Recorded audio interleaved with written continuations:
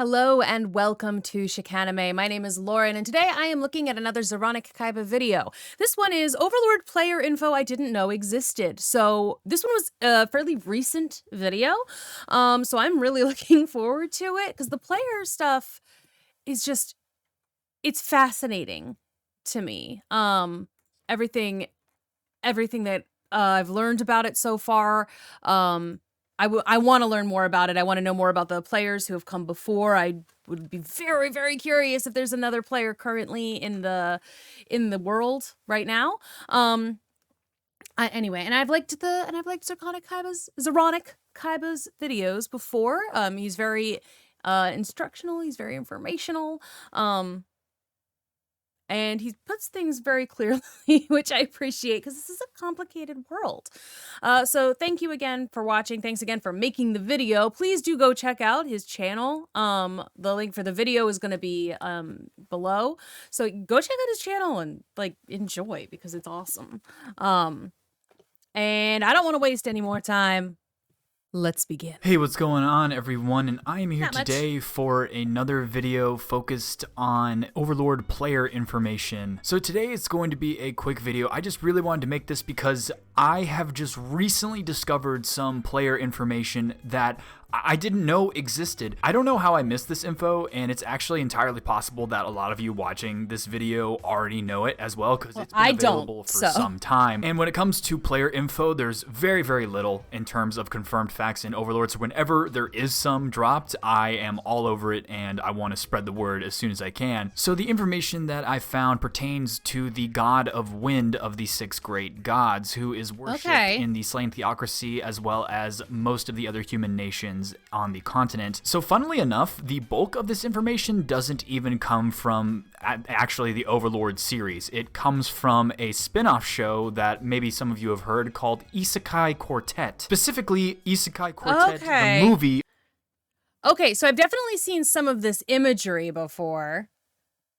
I think probably in a Zeronic video, honestly. Okay, Isekai Quartet.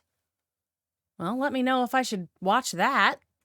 Another world. The god of wind is briefly mentioned in Overlord Volume 16 regarding his armor that is worn by Anteline or Zeshi, depending on what name you want to call her, and how she wears the armor and can be seen wearing the armor in several images in Volume 16. That armor...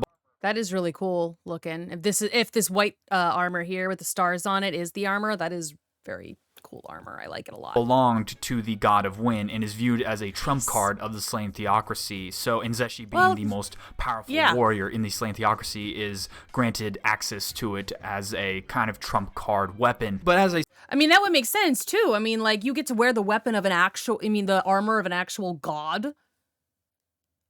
It's kind of hard to beat that. That's really awesome. Said that is not where the bulk of this information comes from. It comes from this Isekai Quartet movie. Now, I've been a big fan of Isekai Quartet for a couple years now. I started watching it a few years ago, and I really enjoy it, but I never thought that we would get information that could be considered canon to the Overlord universe that we wouldn't get in the actual main series. It's actually kind of sneaky, and I feel like Maruyama was just trying to slip this in there, just kind of secretively, only the real big fans that watch everything with Overlord are going to get this material. So in the... you gotta reward the non-casual viewers.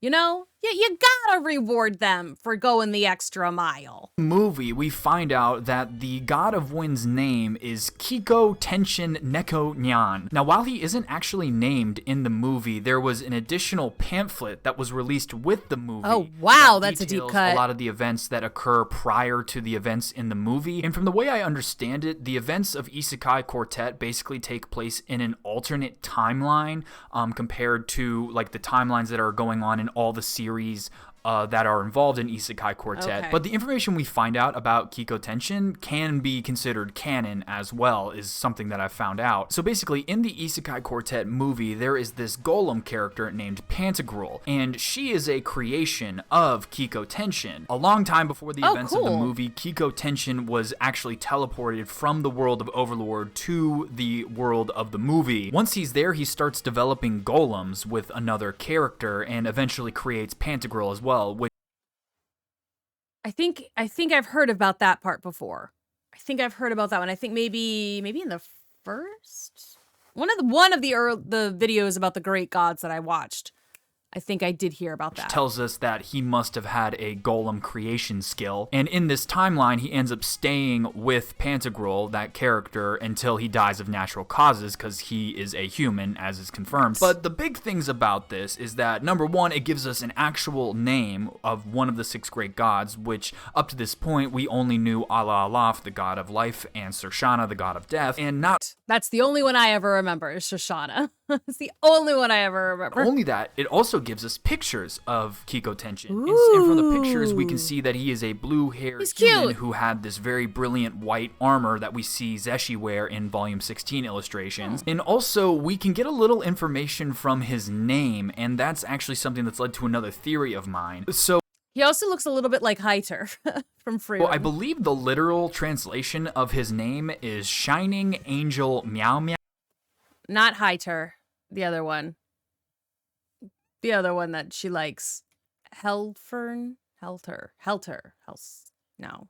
My brain is broken, I'm sorry. I want to listen to the thing because it sounds like he's about to call him a Mau Mau. So I believe the literal translation of his name is Shining Angel Meow Meow or something like that. It's something involving cats, basically. And his symbol was depicted as the silhouette of a cat's head. Now, I owe my Volume 1 breakdowns that I've done recently to remembering this, but in Volume 1 of the light novel, there was a guild mentioned by Ainz. It's a guild called the Great Cat Kingdom, and it's a guild that created NPCs based on cats, and just like basically their whole theme was cats. And so the god of wind's name being Kiko Tenshin Neko Nyan makes me think that it's possible maybe he was a member of this guild. Now granted, I can't say that for sure. It's just kind of a theory that I have just from his name being Neko Nyan. And also Surshana doesn't have a name associated with cats. But then again, we never really know for sure if Surshana and the rest of the gods were all in a guild together. It's entirely possible they were just random people that showed up. But that was something I thought about once I found. And I think, isn't that something that like Ainz was, or when he was still going by Momonga, was thinking was possible? Like other players might still be in this world, and that's why he changed the name of, like, turned him into Ainz Al Gaun, so like other players who might have heard of his guild might be able to find him. Because he wasn't looking necessarily for any of his friends. He knew they weren't there, but he thought that it's a possibility other players were.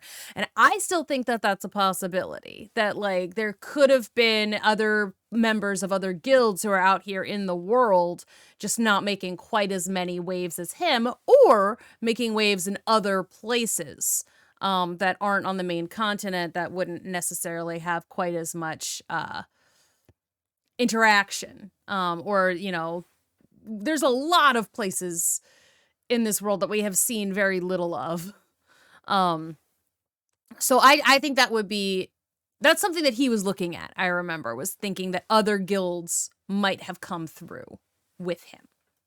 So that would be interesting if the 6 great gods originally were all from different guilds, but they all kind of met and realized what had happened together, and so then formed like their own thing. Right? That would be interesting, because the 8 Greed Kings were all from one guild, but the 6... interesting. Found out what the translation of Kiko Tenshin Neko Nyan actually was. And another thing that we find out is that he is a paladin and was a specialized tank. That was his build, and that kind of goes in line with the brilliant shining white armor we see on him. We also find out that in the New World, he had a harem and had multiple children, wives, and things like that, which does line up with what we know about the 6 great gods in the existence of godkins, meaning that they had children, and that kind of makes sense. And that also goes in line with a well-believed theory about the 6 great gods being more casual gamers, and they were people that basically just showed up in the New World and enjoyed the luxuries of being super powerful, as opposed to the 8 Greed Kings, who were theorized to be super try-hard players and did all the extreme things that they did during their time. Now, granted, unfortunately, we don't get a huge description on his powers, so I am interested as to why he was called the god of wind. Maybe he had some sort of wind elemental powers or something like that, but he was classed as a paladin and a tank. so we can only really guess at that point. But the main reason I'm making this video is just, this is kind of big. It's pretty huge because not only do we have a name associated with him, we have actual pictures of the character, we have things he wore, things he did, and that is it's just more information about a past player, especially. And you know what? It does kind of look like some of like the weapon, like the armor and stuff from, like, I think the Slain Theocracy was using. So if the Slain Theocracy does in fact worship the wind god, it makes sense that they would outfit some of their armaments to look like his armaments. So I don't know. I like from that's again, this is just sort of like from my memory of season 1, when they were fighting, but like it did kind of look the same.